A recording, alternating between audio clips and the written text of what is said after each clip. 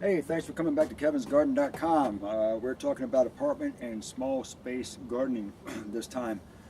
There has been a big demand for people that are in apartments and townhomes with small spaces to garden and grow food for free. So we're going to touch real quick on different ways to do this. So here's a rack, and here's a rack that I got from, believe it or not, a grocery store that wasn't using them anymore. These are coffee cans with screws in them that you could put on here and holes in the bottom if you want, and grow stuff on here. Grow your veggies in here. You could put peppers, you could put your herbs, you could put everything you want. This is simply a cover for a light, for a fluorescent light. This would do great in the kitchen window if it fit, or some sunny area that you can put all your herbs in if you want to. You could succession plant radishes. You could even put the little 4-inch stubby carrots in here if you wanted. If you have an aquarium, if you have an old aquarium, you could actually grow stuff in an aquarium on your balcony, outside on your balcony. If you have a pot or a container about this size, you could either grow potatoes in it and let them vine everywhere, or a nice tomato, one nice big tomato in here.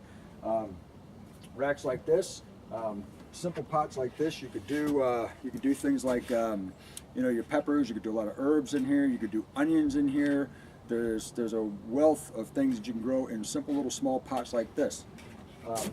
If you want to do fruit, this blueberry right here will only get 3 foot by 3 foot.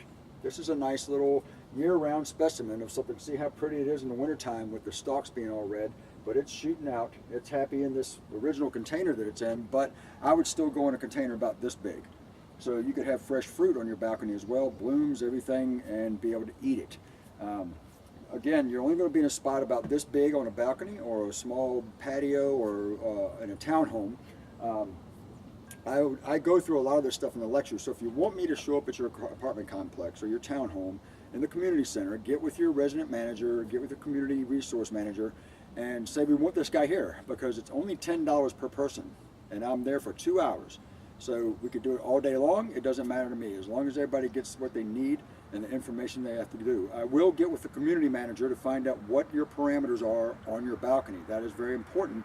But the thing you need to show up with is, do you have sun or do you have shade? Because you grow the shade stuff, you grow the sun stuff, and y'all swap.